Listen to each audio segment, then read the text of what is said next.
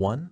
He broke into a smile. Only the girl was still a ballast, but what could be done? Lin San was too expensive. All the children, under the close supervision of Lin San, headed towards the city. Their plans were to walk through its streets and visit several outlets and shops. Lin San stretched out his hand and let his mistress go ahead. When the whole company was in the city, the first thing they did was go to the ancient market. Lin San stood at the counter admiring the goods, and Qin Feng noticed everything where the Chosen One directed his attention. After all, usually the Chosen Ones choose the best artifacts, and Qin Feng thought that any product that Lin San wanted would be purchased faster by the young master. The first of them was the Grass of the Celestials. The system congratulated its owner and credited 300 villain points for the stolen artifact from under Lin San's nose. Qin Feng realized that with such actions he would finally be able to start replenishing his stock of points in order to further harden himself. Then the following interesting artifact fell into the eyes of the Chosen One by heaven, with which he would like to get acquainted closer. Lin San started to pull his hand across the counter towards the item. Having almost reached the blue vial, which was a very rare elixir of immortality, his hand grabbed only empty air, because the object was already in the hands of the young master. He showed it to the merchant and bought the elixir. Having received another 300 villain points for another theft, Qin Feng, standing in front of the servant, laughed maliciously. He thought that he seemed to have enough Lin San to have a good time in the city. The servant was disappointed, turning around and walking away from the young gentleman who was standing and continued to grin at Lin San.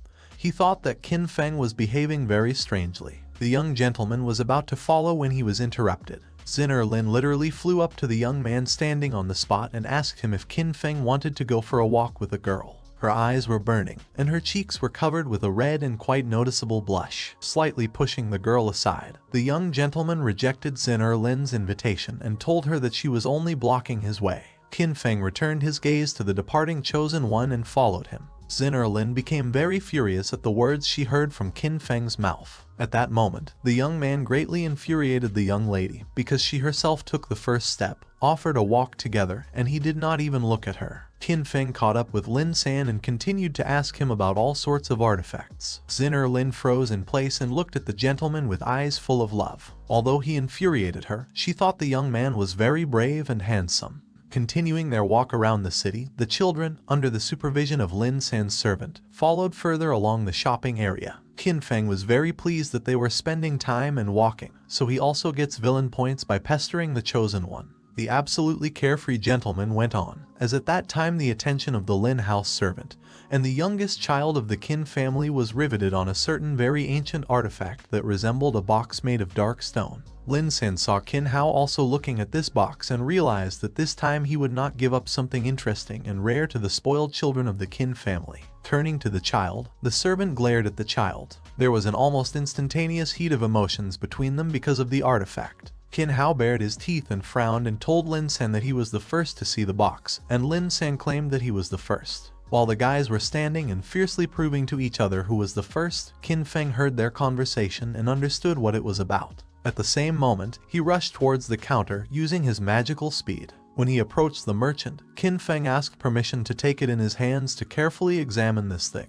The merchant said that it was worth 1,000 spirit stones, but if the master wishes, he will give in and sell at a discount. When Lin San and Qin Hao, who were arguing, paid attention to Qin Feng, it was already too late for them, because he had bought this artifact. Although he didn't know what its value was, Qin Feng understood its uniqueness, which attracted the two Chosen Ones. Lin San jumped up to the young master, stretching out his hand with the intention of stopping the merchant and canceling the purchase. He asked Qin Feng if he was haggling and why he bought it so quickly. Grinning, the gentleman said that such a price was nothing to him. Then suddenly the system issued a new notification that by buying the box, Qin Feng spoiled the fate of the Chosen One by heaven, for which the young master got a chance to play the lottery once. That's when he realized that the box was really an expensive treasure. Pulling out the box in front of him and pointing it straight at the sun's rays, Qin Feng began to carefully familiarize himself with the thing he had purchased. He was looking for at least something that could tell and reveal the true value of the item.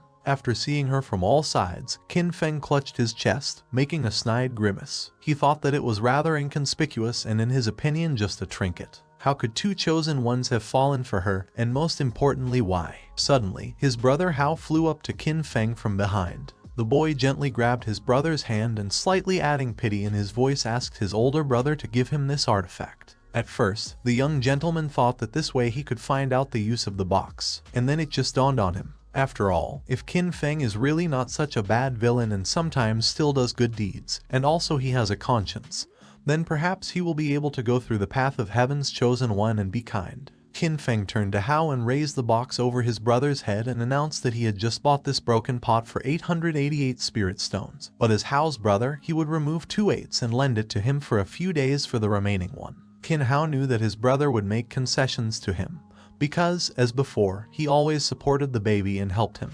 even when his father strongly scolded the guy. Smiling, the boy shouted that he agreed to his older brother's proposal. Qin Feng smiled again, hiding the cunning in his face. Taking out a bag with a box from under his clothes, he said that he always keeps his word and sells an artifact for only 800 spirit stones. He noticed that it wasn't that expensive. Holding out a white handkerchief, in which the black stone magic box was already wrapped, Qin Feng told his brother to accept it as a gift and an indicator of love for the younger. Hao should not forget this kindness. Satisfied, Qin Hao accepted the gift from his brother without hiding his joy at all, clutching the box to his chest. Smiling, Qin Hao said that Qin Feng is very good and the boy considers his brother the best person in the world. Looking into the eyes of his joyful brother, Qin Feng at that moment thought what a fool he was and how stupid he was growing up. After putting the bag of stones in his bosom, he noticed a new notification about the accrual of 500 villain points for cheating Hao. While the children of the Qin family were making their deal, Lin San was already standing at another counter, asking the price of another beautiful item from her owner. The elder brother immediately noticed this and realized that now he could certainly miss something. Immediately jumping up to Xin Lin's servant with the speed of the wind, Qin Feng put his hand on Lin San's shoulder and said over his back that he wanted to buy the thing that the shopkeeper had just shown the young man. A cold sweat broke out on Lin San's face. He was already gradually beginning to shake with discontent, because of the arrogance of the children of the Qin family, he absolutely could not calmly look at and purchase anything. Such surveillance of him seemed very strange. Lin San also thought that the eldest son of the Qin family likes to spy on him and instantly appears behind the servant's back, as if by magic. Qin Feng was pleased, because he had not missed more than one opportunity to steal Lin San. Walking up to the next counter with various artifacts that covered the entire table, Lin San made sure that Qin Feng was again following the servant on his heels. Looking around him, the young man guessed what might happen when trying to buy. Lin San seems to have guessed what the young master is trying to achieve. The servant began to stretch out his hand to the standing bell, continuing to observe Qin Feng's reaction. The man was standing behind him, his eyes burning with curiosity. As Lin San thought, as soon as he managed to touch the thing to which he stretched out his hand, the young gentleman immediately shouted from behind his back at the moment he bought the thing that the chosen one liked. The servant's guess was completely confirmed. Turning around, Lin San stared blankly at Qin Feng, who was standing contentedly and leaning on the counter, asked the chosen one why he did not buy things he was interested in. The servant frowned, realizing that he would not wait for peace. Folding his hands, leaning his fist against his straight palm, Lin San bowed to the young master and said that he had some other things to do, so he was leaving the boys. Saying goodbye, the dark-haired guy disappeared into thin air. Qin Feng watched Lin San disappear, who in theory could still bring him a lot of villain points on this walk. Then the boy thought that the servant's reaction was somehow strange, and in general, like his mistress, he is a strange person too. When everyone had already returned back to the palace, Xin Lin invited Qin Feng to walk around the courtyard, and this time the guy did not refuse. The girl shared that something has been going wrong with Lin San lately. The servant is not feeling well. They were just planning to go to the market again, only the next day. Xin Lin, assuming that the servant would not recover the next day, offered her company so that Qin Feng would not go to the market all alone. The guy smiled, crushing a blade of grass gathered on the field with his teeth, and told the girl that he might not even think about it. He is not interested in her at all, and Qin Feng noticed that he only wants Lin San and no one else. The girl was so crazy about the young gentleman that she found an excuse for every answer he gave. Watching him go, she thought that he wasn't afraid to fight back, and he didn't run after skirts. Just the best of the best guys she knew. Lin San was in the house and overheard the conversation between Xin Lin and Qin Feng.